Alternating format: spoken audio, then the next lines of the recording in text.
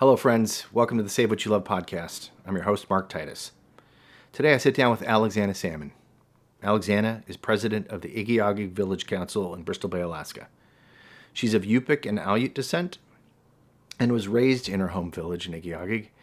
And in 2008, AlexAnna graduated from Dartmouth College with a dual Bachelor of Arts degree in Native American Studies and Anthropology. After graduating, she returned to work for the Igiugig Tribal Village Council, where she was elected president, and until 2016 also held the role of administrator. AlexAnna serves as a member of the Igiugig Native Corporation board, which is responsible for the stewardship of 66,000 tribal acres.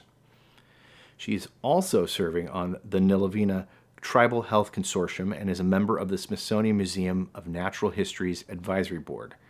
She received her master's degree in rural development from the University of Alaska Fairbanks in 2021. In her work as president of the Igiugig Village Council, AlexAnna has been a driving force behind the community's efforts to generate its own energy from renewable resources. In 2015, she was invited to President Obama's roundtable discussion with Alaska Native leaders and was praised by Alaska Senator Dan Sullivan in 2017 on the Senate floor for helping strengthen her community and making it an incredible place to live. I know, I've been there. I've filmed with her for the upcoming The Turn documentary. AlexAnna loves raising her kids in the subsistence way of life, revitalizing indigenous languages, and traveling, which she does a lot. She's a very busy woman.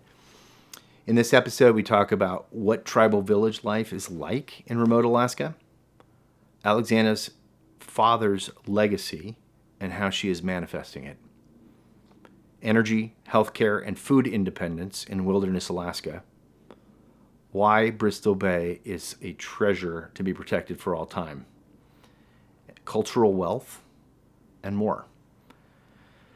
AlexAnna is one of those rare people you feel deeply inspired by and almost instantly familiar with. I've definitely felt that way. She and her family, her sister Christina, have welcomed me into their home. I hope you enjoy this conversation as much as I did recording it. Onward.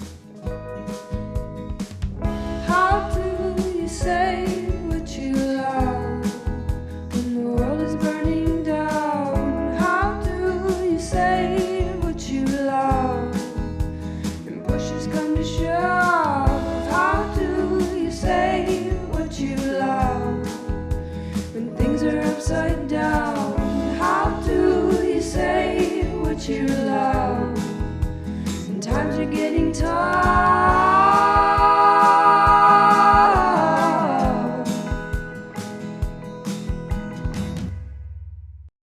AlexAnna Salmon, welcome to the show. Are you at home in Igiugig today? Yes, I'm at the center of the universe in Igiugig, Alaska. Yes, the center of the known universe. I would say so.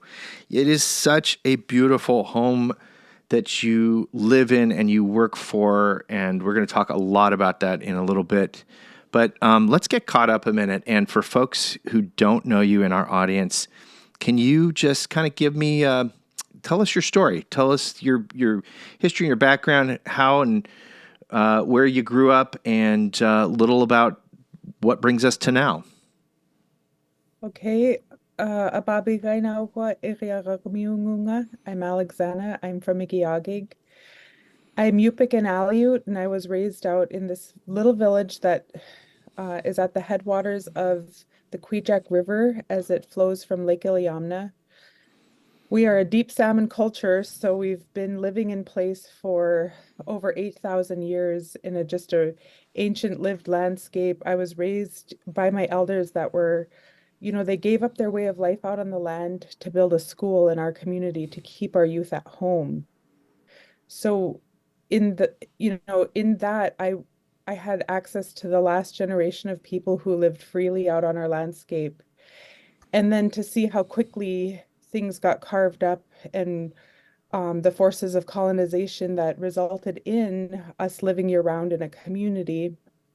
And there were few children, and we always needed to keep about 10 kids for the school to stay open. And that was the mission. So because of it, we were always a village to host kids from other places. We're just a welcoming community to try to keep the population stabilized. And then I went away to school to Dartmouth College, and it was through that education that I learned about, through Native American studies and anthropology, I took on just this discovery period where I based all of my research off of the social, political, economic forces that created the modern village of Igiugig, understanding all of that, doing interviews with our elders to understand their understanding of the English language through these institutions as they were being imposed, to really understand how our community has preserved like a values-based governance system, which has allowed for, all of this innovation and initiatives that Igiugig is known for today. So Mm. all of that was really through my lifetime. Mm. And it was when I was in college that my father passed away. And he was our tribal administrator. So I just kind of inherited uh, his team. And, with that knowledge of being raised here within the lifestyle. Um, so we just have focused a lot on nationhood building in the last decade, and we're seeing the results of that. So we're in this period of time where we've made sure our basic needs are met. We've created the economy to initially stabilize that outmigration, growing our own expertise through these last 2 decades, growing our own independent revenue streams, and then really planning for what our community needs to thrive in place. So that's kind of the Wonderful. next decade of our efforts here. And along the way, it's brought a lot of people to our community. Igiugig has, through this Pebble controversy, has really come to be known. Before we were happy if we were on the map, and now, you can say, I'm from Bristol Bay, and then people will say, well, where? Okay, Igiugig. So we've made it that far, and through that journey is kind of how we met, Mark. That's And right. I really believe in the reciprocity, and I can see your storytelling benefiting our initiatives. And because of that, I was willing to meet and speak with you on anything Alaska. That's so great, and it's one of the great treasures of my life. Thank you for that. So, a lot of listeners down here in the lower 48 have no idea what village life is like. Igiugig is special in that capacity, but just maybe you could paint a picture for us. Like, what is it like to live in a remote Alaskan village with the seasons there? You're coming out of a very distinct season and coming into a new one. What are the challenges and what are the great joys about living in such a beautiful, remote, land-centered, reciprocal relationship with the land? Yes. So right now April month is Dingmirevik, the time when the birds return. And so we just finished a week-long goose camp, Naklichjirevik, for our community. And when we do activities in the village, all ages participate, and the school is the heart of the community. So we had a lot of our partners come in and present. What I'm really excited about is not only do we have this deep understanding of our land and our relationship in it, we have been using that to really innovate and push the envelope. Like, we had a presenter who's been taking our LiDAR data. We did LiDAR of our community, and he invented a tool to have data processed for looking at our old archaeological sites, which saves hundreds of man hours Wow. in doing this. And so he's a native from King Cove initially, and that was the best demonstration of what we're trying to build here, which is we have enough jobs within our community to be filling all of these positions. Co-management with other land entities like the Bureau of Land Management or National Park Service and things will restore that and recenter our work, in that broader context that they call management, we call land relationship planning, and we're just starting to assert ourselves on our own terms, despite the reality of how things have been settled here, because our way of life is fully dependent on our land. So, Buksut Anutit is our May month, and that's the time when we go looking for bird eggs on Mm. all of our islands. And it's really a rebirth and a renewal.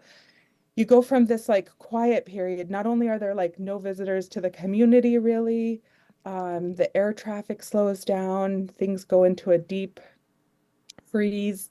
And then this is the time where, the ice is breaking up and making noise, and the frogs are awake. And they're like right now, there's already frog eggs out, and the birds are all talking, and the community is just alive. All of the community togetherness starts happening. So we just had the goose camp where kids were building forts and staying out overnight, these shelters with the elders or older, professionals like archaeologists, social researchers, our consultants, our village leadership, all ages, all ages. And like we had a community manyak outside, which is a potluck where everybody eats around the fire. We had that for everybody. And I've got some great photographs because I think the only way to really capture that sense of community could be through photos. Me Hmm. describing it doesn't help so much. And we've been inviting more and more of our partners out to partake in Goose Camp, for example, to show that reciprocity. You're doing some work for us. Our kids are growing up together and connected. Um, you take care of us when we're in the urban environment, or you're looking out for Igiugig. Yeah. Should it pass, should anything be coming across your desk or in the field of work you're in, they become informants and allies to that. So we're really a welcoming community, and because of that, we can gather fairly quickly. We gathered every day this week through meals and whatnot to hear all of these various presentations. And then it'll be egg picking time, and we have Russian Orthodox Easter weekend this weekend. There will be a community egg hunt. Everybody works together. Everybody brings their own skill set or what have you. And we had village cleanup yesterday, which is the whole community showing up to clean our community after the snow has melted. Um, when I go home, it is so comforting because my siblings live around us, people I have known my whole life, just that comfort in really knowing the people that you're with, and the generosity and the way we take care of each other, where each other's kids are Hmm. they behaving? Does the auntie need to come in and talk to my kids? They're just there, or maybe they need to go to grandma's house. Everybody is, we take the mission of collectively raising our kids in the healthiest, most safe environment that we can. And we're really shifting the narrative. Like when I grew up, it was imperative that you went to school somewhere else. And Hmm. there were a lot of ideas on what would be the best for you to do. Um, and that this idea of success or succeeding was really validated when you stepped outside. Hmm. And when we came back and really see our community as the land of opportunity, as our children are growing up with this unique connection and they see the world differently through that. And because of globalization and the arrival of like, Zoom, I'm zooming right from my office in remote Alaska, we can access anything, and it's created an awareness amongst our youth that our homeland is special. Hmm. And it's changed that narrative where we're looking for meaningful jobs right here and now. Like our kids don't have to leave. That opportunity is here. And so there's a lot of us working now with that.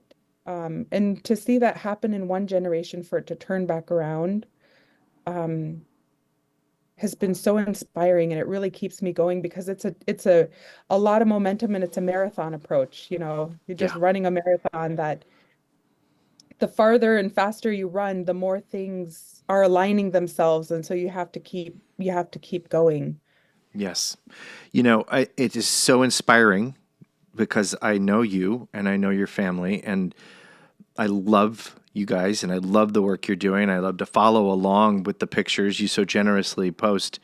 And maybe I'll, with your permission, post a few of those on the website here for this, or on the Instagram feed for this show, so folks can get an idea of what things look like. But also, it is inspiring for what you're doing. It's inspiring for me. It's inspiring for the rest of us too. You're holding a beacon of a community that we all aspire to.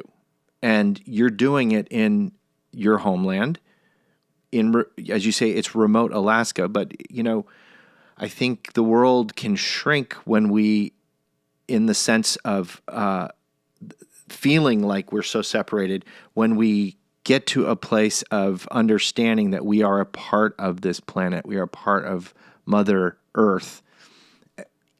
In colonial Western culture, we've separated ourselves so much to commodify the earth.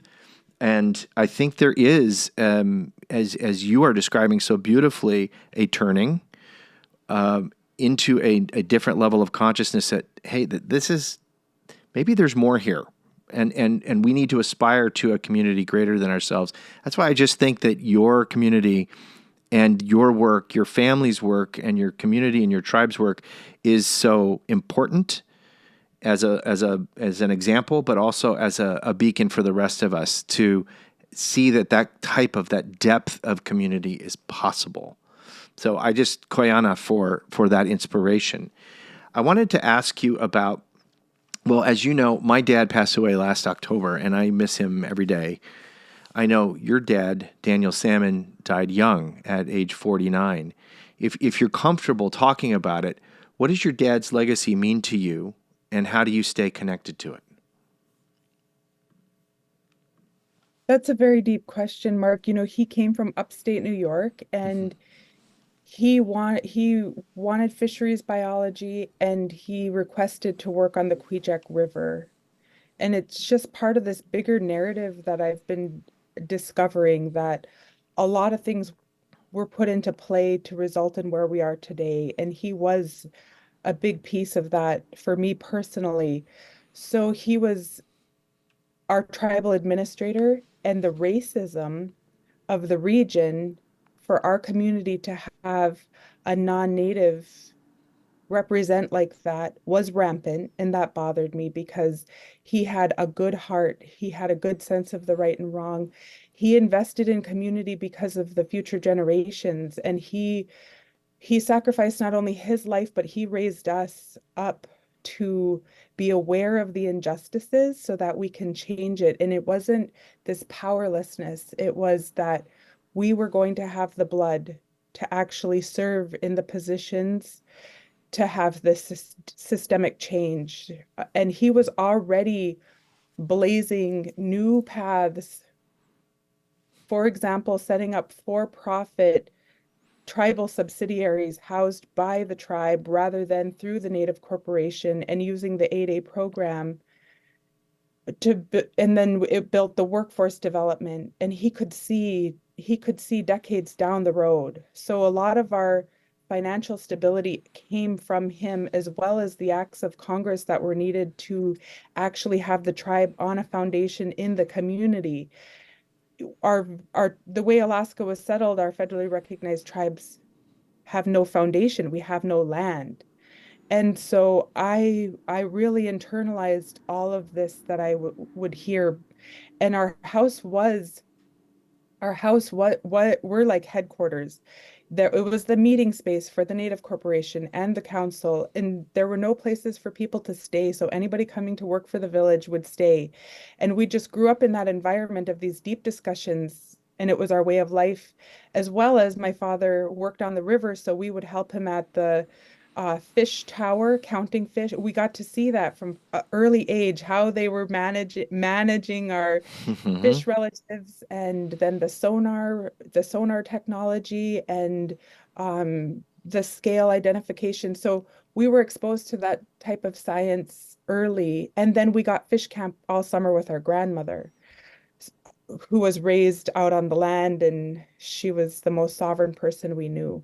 So together we just had this combination where they were investing in us from a young age, knowing we were going to have to carry that torch. Hmm. And there was no play in that. Like that was just understood. And so it was a collective effort. Even Western world, like education is very individualistic. And I struggled with that. I struggle even with recognition or this idea that you need letters after your name, these credentials. But I approached it as if our words are to be taken seriously, then we do need some credentials in this. I went to college after doing a lot of community planning and what the consensus was where our community needed to go. And that was, we need our basic infrastructure. We would like to transition our energy. We would like a place to celebrate who we are, which is the cultural center. And then all the list of other things. And it was remarkable to see once our community came together and discussed what the priorities were and put all of our efforts behind that, things were moving a lot faster. And once housing, so our community, our leadership said, we're going to have our younger people apply. So I had applied for a house and kept that current while I was at college. And lo and behold, the funding finally came through. When we graduated by 2009, we were building those homes. That took at least a decade of forethought. And now we're at capacity again. We have another housing crisis, but we know if we address that and we open it up for our young people who are looking to come back, that it'll create that. And as soon as I came home, that's when I was asked to be the president of the tribe, but it was because they watched in a very Yup'ik way. Our communities, Yup'ik, and Aleut, were pretty diverse community of our size, and they invested in. I worked for the tribe from 9th grade on. One of my first projects was to put these photographs, like a photographic display of our history here, and to have every family represented along the wall. And this is the only spot most tourists maybe can see of our culture when they come out to fish. And so I got to collect those, and that it was through story that I really my passion lied, listening to all of those stories and finding a way to keep it relevant to guide our future generations. So some of those stories, for example, were collected in 2007, and today they're being published by the tribe as children's books with curriculum. And we've changed the system where our kids are actually getting credit for learning our language and other things that needed to happen. So any way and where you turn out here, it's like the story of the little red hen. You have to build the whole thing from the ground up. You have to provide it, that holistic approach. So I think that's where we have become experts in, just in the actual planning and then implementation and recognizing the value of the process. It doesn't need to be something for the end product. But my dad brought that, and because he passed away so tragically in 2008, all my dreams of where I thought I needed to go and things I needed to see before moving home, I just took the shortcut. I moved home directly after graduating. And his network of people they just reached out and were generous in reciprocating for. And that racism had to go away, because once I came in, I am of this community. I do belong. There aren't two worlds. There's one world. And wherever I walk in it, I will bring this perspective and this voice, because it is so highly endangered. And it took, it survived all of that. And it provides a more sustainable path forward for the world. So it's needed now more than ever. And because we have 20 years of very strategic approaches to save what we love, which is our community, I feel that we have the confidence and expertise, and we're at a strong point right now. We are at a really good place in time. So how do we come together to dream what that next looks like, knowing there are so many external circumstances that affect our way of life? And before I close the thought there, Um, when we think about the reasons they had to settle Alaska the way they did, which were for our fish and our oil resources, um, it set up a system that we're very well aware of. We we see that systemic exclusion from our way of life, from our practicing of our way of life, which is a deeply spiritual and sacred relationship. I don't understand in a country where you can have freedom of religion how we have been so criminalized for exercising our inherent right to sustain that relationship, because it is a relationship of renewal and reciprocity and deep respect. And that's the relationship that informs how we self-govern. So that preserves that value system and informs that relationship of self-governance. And this is what teaches us that we are the wealthiest people on the planet. We have clean air. We can drink the water that flows down our river without any treatment. We have an unlimited supply at the moment of our sockeye salmon, which we have relied on for thousands of years. Our children grow up with a 5-star education, knowing they are loved and valued and have a very important role in all of this. And because of that, we don't have crime rate, we don't have homelessness, we don't have active violence. We may be characterized as 100% low to moderate income when it comes to government standards. We recognize there is very little, poor, or non-existent data for some of the critical areas that should be measured, but we keep going. We don't let anything kind of stop, and we certainly feel empowered, as little as we are, to make change. So I think if we can share that more broadly, and also hold the broader society as accountable to also have that same recognition that our lands were traded in an exchange. We have rights that are preserved in the US Constitution. Why we have to be the ones to teach this all the time is beyond me, but that we let the rest of the world profit from their standards of success. And they've made big profits. Yeah. And I'm kind of working more in that private philanthropy world, and there are rules and regulations like the 5% giveaway that then Native people are applying, and really, I think 0.03% of those dollars come back. And so when our tribe, we've come from this history that we're very aware of. And it's a very like, in order to overcome, we have to have a holistic approach. And so we're very strong on that sovereignty perspective, that everything we do is under this umbrella of sovereignty and needs to be recognized and upheld for that. And that the best care of our lands and waters is under tribal law. So just never backing away from that as a fundamental, and fundamentally that our way of life and what we have is actually priceless. So it can never be equated. And one thing about Igiugig is not only do we recognize that, we've surveyed it and measured it, and we continually revalidate and reinforce that when we meet as a community to plan. And we're meeting every day for planning. We have an energy plan. We just met again for our cultural heritage planning, and we're underway with wildfire, any kind of fire planning as a community. And that goes back to what is life like in our community. We still meet together and share our concerns every day. Every time I walk into a space or hear a conversation, that's a time to address that.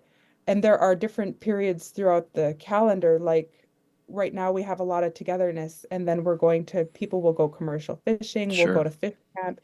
You kind of go back into your family unit. Everybody's putting up their winter supply. Then the return comes. Everybody comes back, and then it's kind of moose hunting time. And then we have the school really shine as over the winter months of where we gather, and put our time and energy with our students, our youth, and then, it just cycles. It's a very fluid, renewing, close-knit, caring community. It's apparent. It is. It just spending a little time there. And just for a point of clarification, you said something earlier I had never heard before about the 5% and the 0.3% returning in terms of giving as a paradigm. What were you meaning about that? All of these systems are in play to create a situation where Native communities are forever asking for what the world views as a handout. And we want that narrative changed. And that's going to, but it takes examples like Igiugig, where you can really study all the data. Talk about data sovereignty. We have really good data here to tell a story from our perspective of Alaska. We deal with a largely ignorant society, but our community has shown that not only are we going to provide the best education on this relationship with our land through our elders and our language and our culture, but we're also going about our Western educations very strategically. We have a fisheries biologist, we have a business finance major, we have an engineer. I'm anthropology, rural development, and native studies. We're going out into the world and doing exchange. We're actively seeking out those new models, and then we're coming home and talking about it. And it's created a living nationhood building lab that you may have referenced. And I am going to work on storytelling a little more of that. The lab was a name to describe what we were doing. And now I'm looking at creating the infographics and actually sharing the concrete details of that, because what I have learned is people have like aspirational ideas or theories, and then it's very hard when you see something concrete on the ground. It's hard to make the connection. How do you go from A to Z? We have many examples now that maps that out. Yeah. And so you could learn from that, and recognizing each one of our communities is different. And what I love about our model of moving forward is that it respects the diversity. Like, our diversity is our strength. And rather than a cookie cutter blanket solution, those have never worked, and they're still not working for our communities. But for me, what would Alaska look like if we invested in nationhood building for 229 federally recognized tribes across the state? Big opportunity here. So I use Igiugig for an example of, like, yes, we might be the smallest. Yes, maybe some of these ideas are easier to do because we are a small community. Well, in the last 2 years, we have focused on growing it out to the sub-region, which is Lake Iliamna. We've created Nilavena Sustainability Forum, and the model is working. And then through our telecom initiative, we've brought together 16 tribes, and the model is working.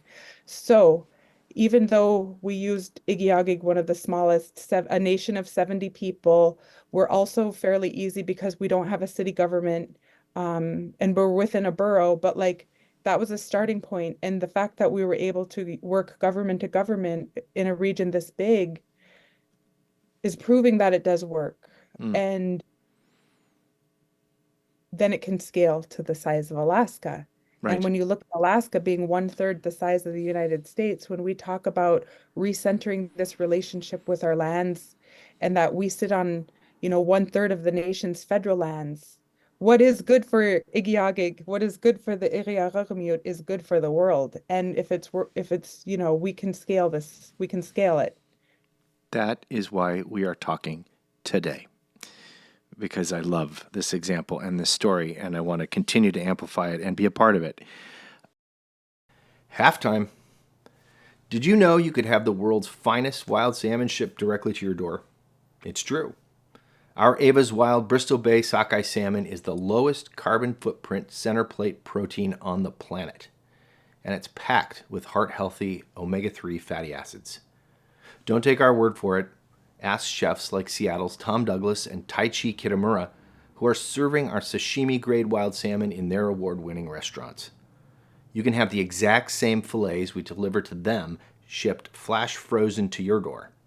What's more, Ava's Wild donates 10% of our profits to Indigenous-led efforts to protect Bristol Bay in perpetuity. That's the place we source the salmon from. Right now, that looks like supporting the Bristol Bay Foundation, granting Bristol Bay's Indigenous young people scholarships to four-year colleges, universities, and trade schools. Visit avaswild.com to join our growing community doing good by eating right. That's save, spelled backwards, wild.com, and eat wild to save wild. Now, back to the show. Drilling down a little bit here, energy, healthcare, and food supply are huge challenges in remote places like your home. Can you tell us about the work you are doing in Igiugig to address those challenges? So energy is a big one, and it's a big concern for me now, and it's one that we are so vulnerable.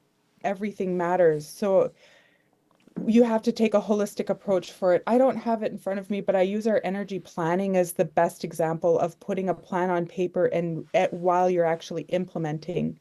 So it has climate change and adaptation as a bucket of our energy plan. Under that bucket, you have what the Tribal Stewardship Office is doing. And then you have climate impacts, like when our bulk fuel farm almost washed into the river.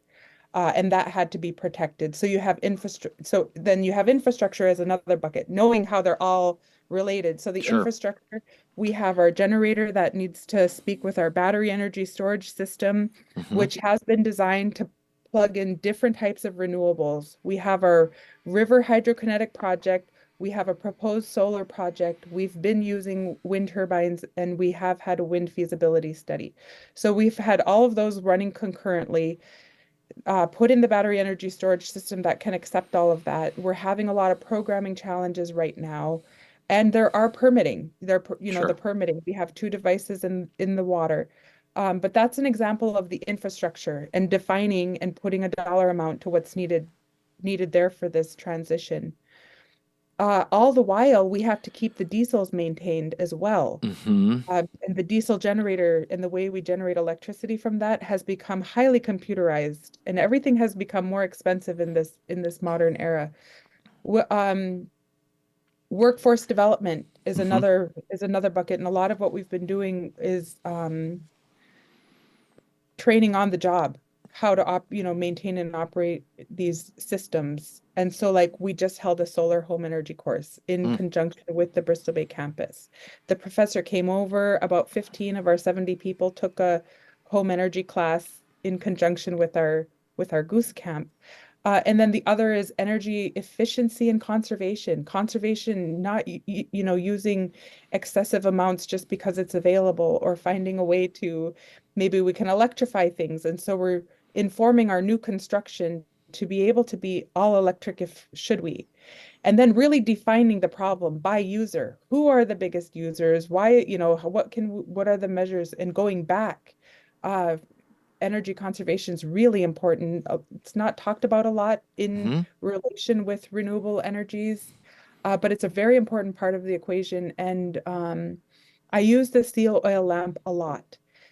If our people living up here in the harshest conditions on the planet have found the most efficient way to use fuel, and it was always related to our way of life out on the land, harvesting the seals, rendering the seal oil, using natural materials, creating light and heat. And today we're still trying to harness this from our natural environment and create light and heat, and use our indigenuity, our ancient indigenuity, to promote that project or to bring that project to fruition. And that means using it to even select your device, like devices, and where we're putting them. We don't want to be interfering with the waterfowl. We don't want to be interfering with the fish out migration. And we want to be the authority. So pursuing this through the lens of tribal sovereignty, it is energy sovereignty. And it's related because the fish is our source of food, and that's our food security.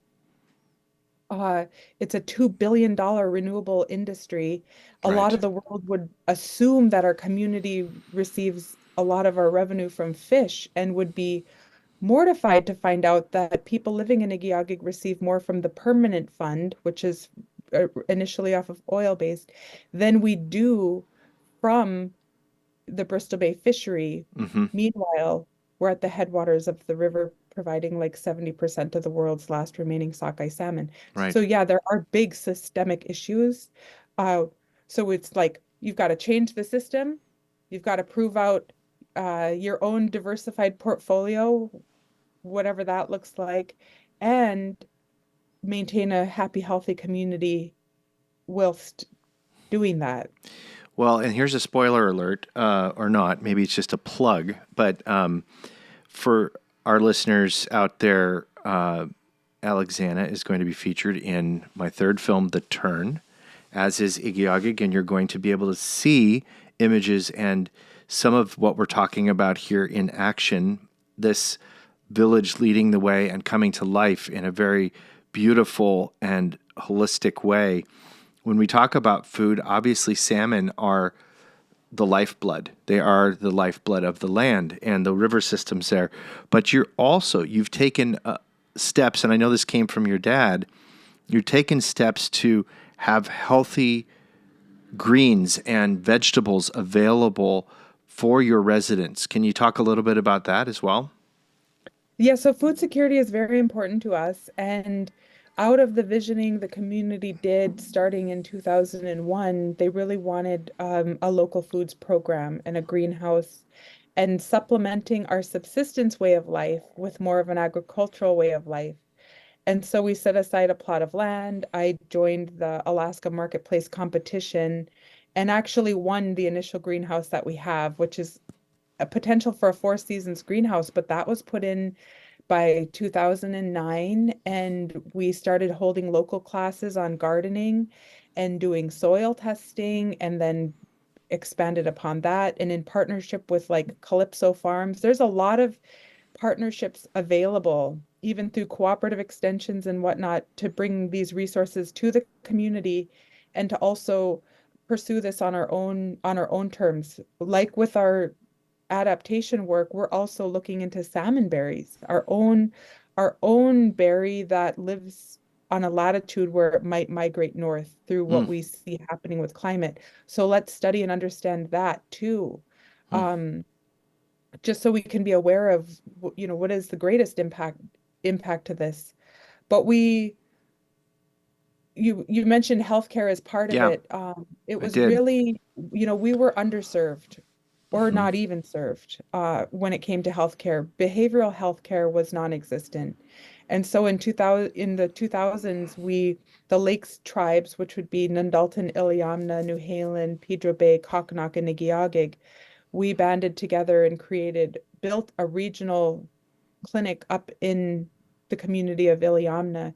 And then by 2015, we moved all of our healthcare services under South Central Foundation. And now we have behavioral health.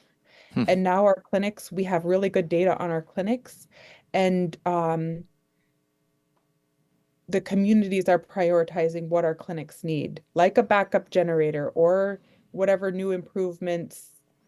And for our clinic, we really have been trying to grow our own that are working in the clinic. So we do have one position that's open right now, and that's being able to bring in people also is related to the housing crisis.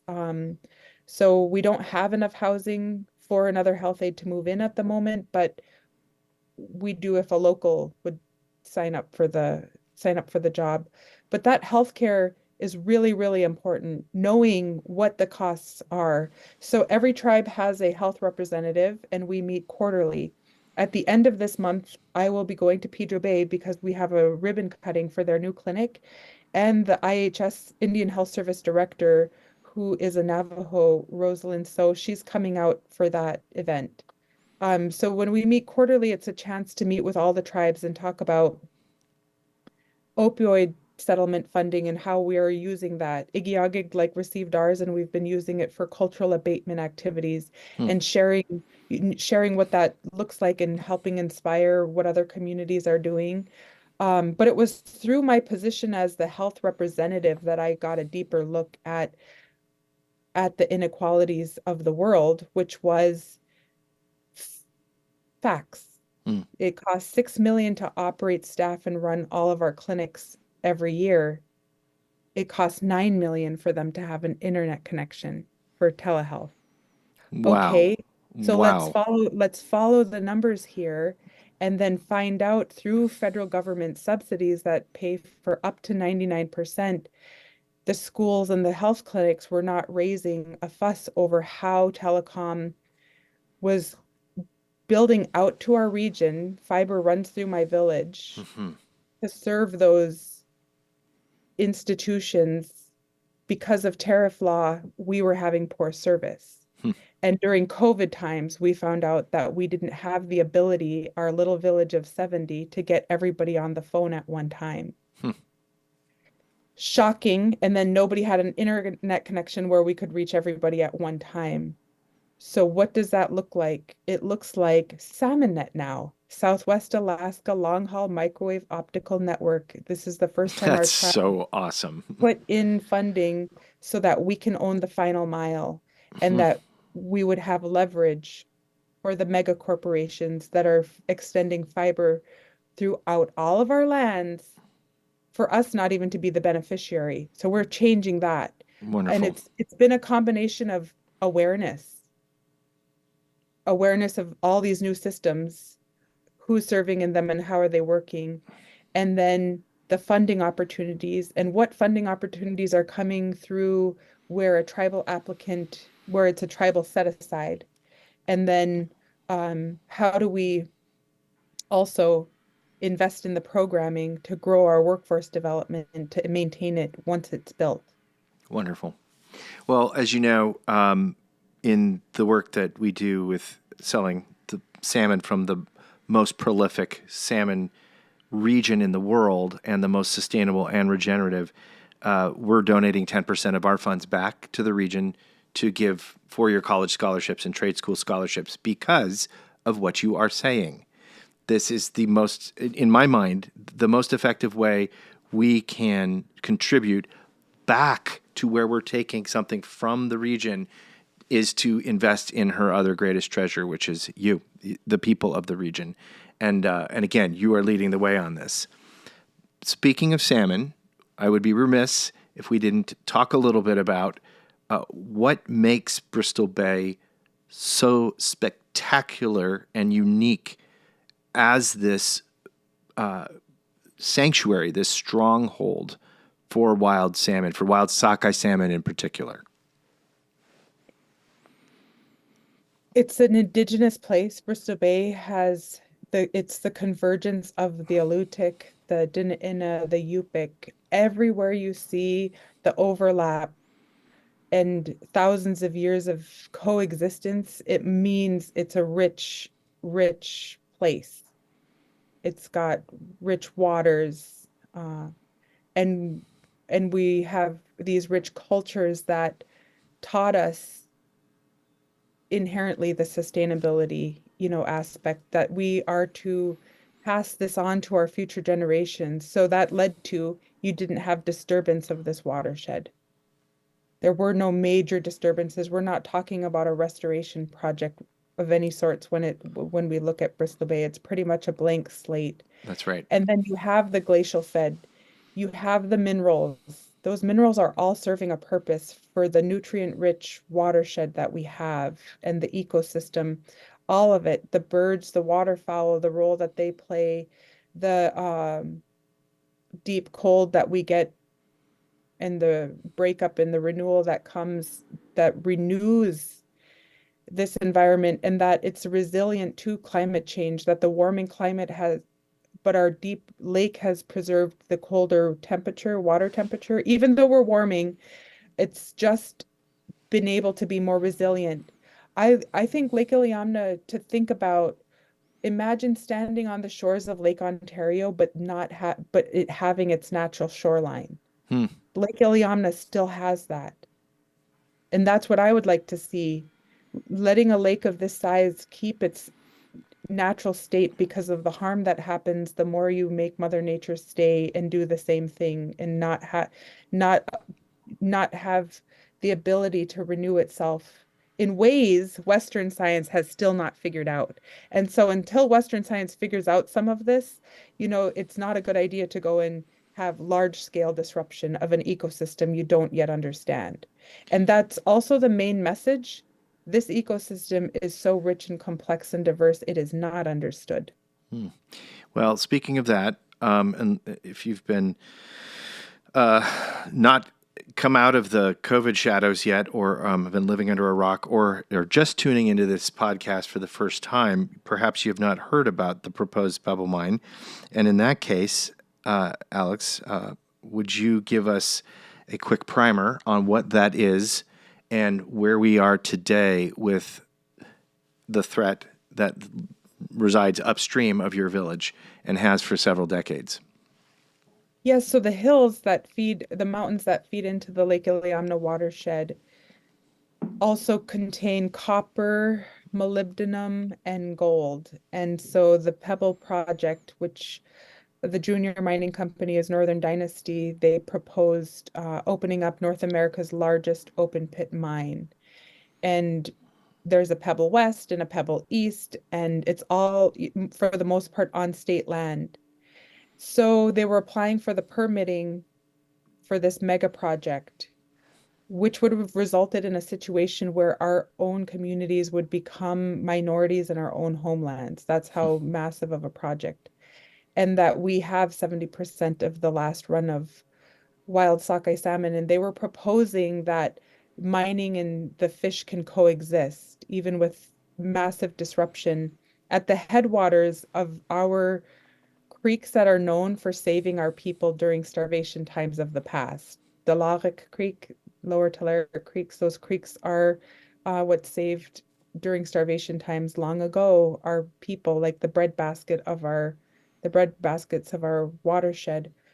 So during the mining or during the permitting era, we were celebrating January 30 of 2023 when the EPA, Environmental Protection Agency, has a 404C where they would not permit fill material and dredge into our waterways, which was a big win.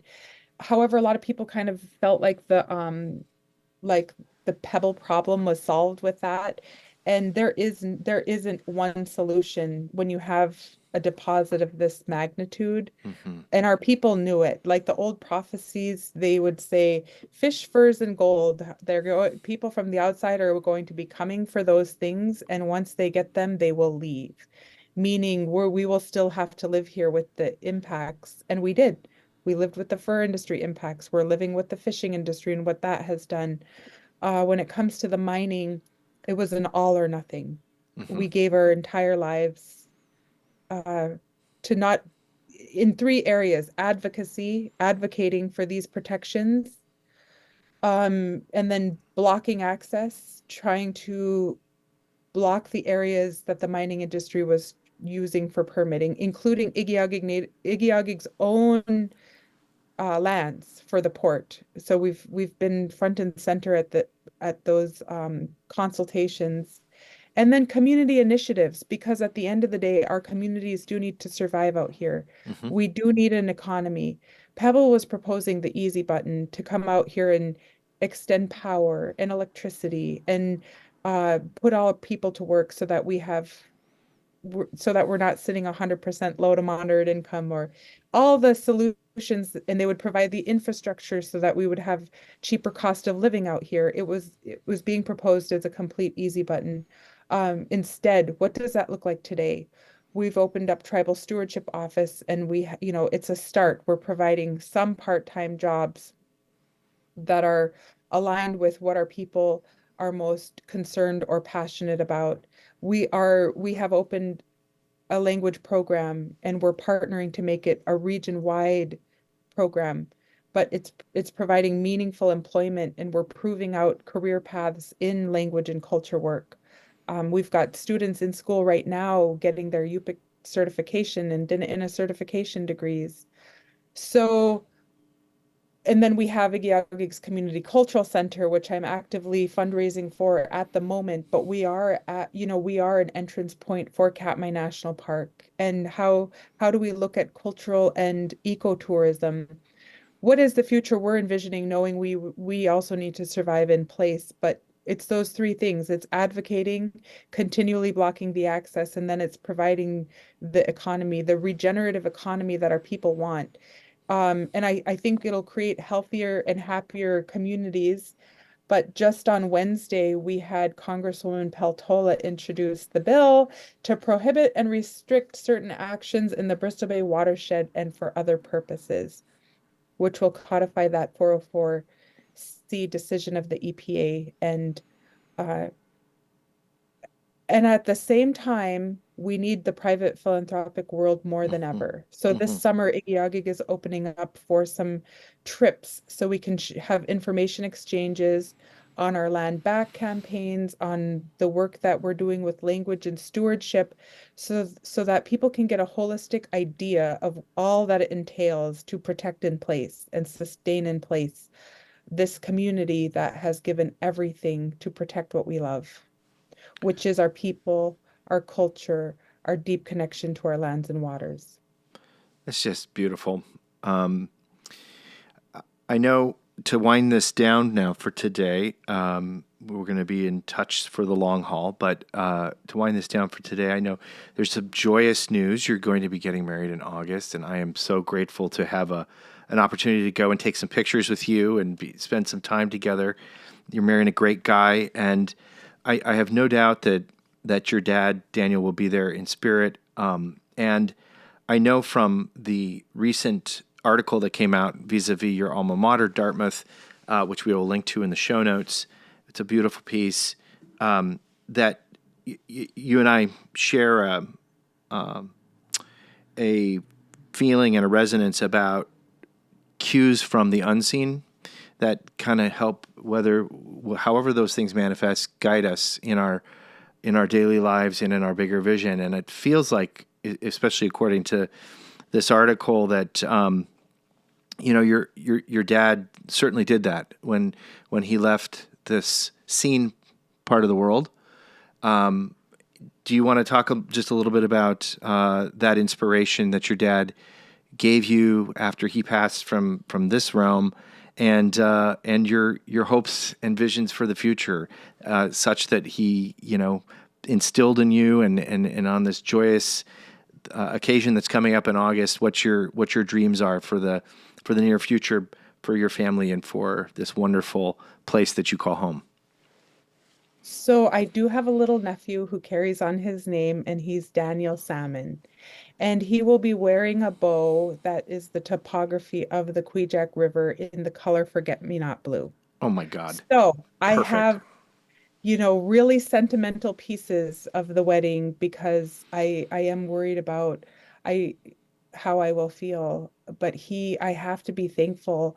I have this new awareness of all the guiding influences I've had, whether from the spiritual realm or from live friendships like with you, Mark, that I have been able to reflect on. My dad could see so far into the future, and he would go all or nothing when he had a vision. And that was so risky to me. But what I also couldn't see that far ahead. What has started to come to me are the visions of which I don't know if that comes with the age that I'm at, or like, have I had enough life experiences? I do miss having elders to go and visit with, because those elders guided me even after my father died. They would come by and they would share story, and they would say, in what they were telling me, were like how they ended up gaining trust and confidence in his leadership. So it was hearing leadership stories and really everything coming full circle. I've been a lot more reflective, and the more reflective I am, the further forward I'm able to see. And I'm really excited by that. And I'm open, I'm trusting, and it's bigger than us. It's really bigger than us. And we're at the point of being able to manifest these visions we have, even if the system appears and feels full of challenges and obstacles. And the momentum, the wildfire that happened with our community and the language of sovereignty and that inherent right to tribal stewardship, it's rippling out. It's rippling out from Igiugig. And I think he would be so proud. But what's been, since Dartmouth published that article, he knew what Dartmouth meant, and I did not. I didn't even know what Ivy League meant. I didn't really watch TV either. I just did not know about this institution, or that it even started as an Indian college. But when I got accepted, he took those papers and he went running around the house, the outside of it, in this small knit community where you can hear everything everyone's doing. And wonderful. He was hollering, "We are going to Dartmouth." Oh my God. And when I look at what Dartmouth is doing with their tribal governance program and what the Dartmouth Network has provided for Igiugig in this collective quest, and what we're doing here will benefit Indian country too, like some of our novel tribal designated protected areas and turning conservation into the new development. Like I just think there's so much opportunity here, but he was right. It was like the degree was our degree. And if I do go for a PhD, it will be for our PhD. I haven't decided what that should look like. I haven't received enough information, for that. But everything we do, whether it's under my name or somebody else's, it's for the collective. And so even though that article, I am proud of that article because it's talking about nationhood building in a way that people can see it. And hopefully it'll draw that network even further. So he is still with us, Mark. And there's a sense that you get when I walk down the road. This is a road designed, built, done by our own people, and I can feel him walking there. So, but it's my father, but it's also the hundreds of generations of our ancestors that are also here. It's that they're still here. And we're still here, and we have that on our side. I can't think of any better way to leave this for today in that beautiful space. And I just want to thank you, my dear friend Bobby, for your wisdom and your generosity of your time and spirit today. I know how busy you are, and I cannot wait to see you in August if I don't see you sooner. But for today, thank you from my heart for coming on this show and for sharing the wisdom and the work that you are doing with your family and your village. And for now, we'll see you down the trail. Guyana, Mark, always a pleasure to be with you. Guyana. How do you say what you love? How do you say what you love? How do you say what you love? How do you say what you love? Thank you for listening to Save What You Love. If you like what you're hearing, you can help keep these conversations coming your way by giving us a rating on whatever platform you're listening from and leaving a comment on Apple Podcasts. It really helps get the word out. Check out photos on our Instagram feed. We're at Save What You Love Podcast, and you can get links from today's featured guest in the show notes of this episode. Join our growing community by subscribing to our newsletter at avaswild.com and then clicking on Connect in the upper corner. You'll get exclusive offers on wild salmon shipped to your door and notifications about upcoming guests and more great content on the way. That's at avaswild.com, the word save spelled backwards, wild.com. This episode was produced by Emily Fern and edited by Patrick Troll. Original music was created by Whiskey Class. Thanks again for listening, and we'll see you all down the trail.